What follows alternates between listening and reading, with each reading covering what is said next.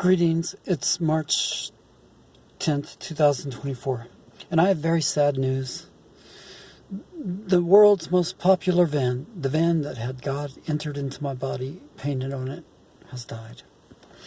While I was driving Saturday, today is March 10th, so it was about March 2nd, March 3rd, 2024. While I was driving the van to Thornton's to get a fountain drink, it died en route. It died at about the halfway point. It died in Speedway, Indiana.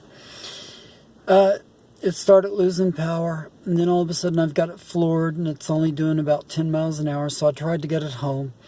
But it was not making a knocking noise or a noise like the engine went out, but it was acting like it was only running on one cylinder. It wasn't something that I knew how to fix myself, or I couldn't diagnose what it was. And I wasn't willing to take it to a mechanic and get them to tell me that the engine went out. And I don't know if the engine went out. But I'm guessing that whatever it was major enough to go ahead and scrap the van. I will buy another van and paint that very same message on there. Now, I'm in a 1993 Dodge Caravan. This could become the official van of God. It might. But I do have to have two vehicles. I've got to have one vehicle to drive to work. And I will start working this coming week, I believe, toward the end of it, or the middle of it. Not the first day. But if I drive that van to work, the van leads people to online, and online usually leads me to get terminated. Because I say God entered into my body, and even though it's in the Bible, it's the baptism of the Holy Ghost that 1 billion people go to church and seek. I'm crazy. I'd be better off if I was crazy. Anyway, I will buy another van, and I want you all that are watching this video to pray.